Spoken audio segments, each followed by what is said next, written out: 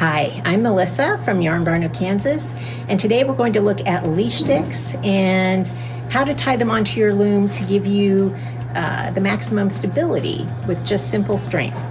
So first of all, let's talk about what leash sticks are and what they do. So typically they are wooden slats that are maybe an inch or two wider than the weaving width of your loom. And you can tie them in the front of the loom between the breast beam and the beater if you are a front to back threader. You can tie them at the back of the loom between the back beam and the castle if you are a back to front threader. And in either case, the leash sticks do two things. They replace the pegs that define the pori cross on the warping board. And so they continue to preserve the order of your threads. So the order of your threads that you put them in on the warping board are maintained by the leash sticks. The second thing they do is to provide a little bit of friction as you're beaming your warp. And that friction gives you kind of universal resistance all the way across your warp. And that helps give you more even tension. And even tension is the key to having a good weaving experience. When I learned to weave, we made a very simple connection between the leash sticks and the string that's holding them. So this string is connecting the breast beam, it goes back through the castle and ties onto the back beam, and it's the same on both sides. So it's just a straight shot through the holes on the leash sticks.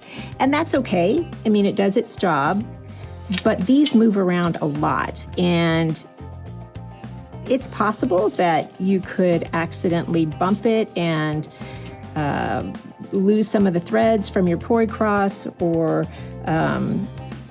just not have the control that you want as you're threading. So long time ago, a teacher showed me a different way to tie it that holds the leash sticks a lot more stably. So basically what you would do is rotate the leash sticks so that on one side you'll see the string is coming up through the first leash stick and then down through the second leash stick. And then on the other side, you want to do the opposite. So I'm going to untie this and take this out.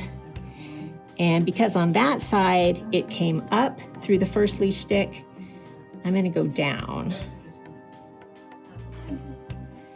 And then because the other side goes down on the first leash stick, I'm going to come up. And what this does is basically tell the leash stick to turn in two different directions at the same time. And basically that means then that it just doesn't move. So I'm going to tie this back.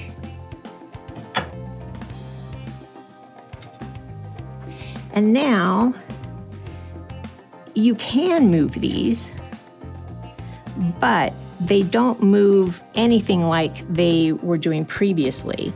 And they still move enough that if, for example, you had a snarl here where some of the warp threads were grabbing onto one another as you're beaming, you could see this move and stop before it broke.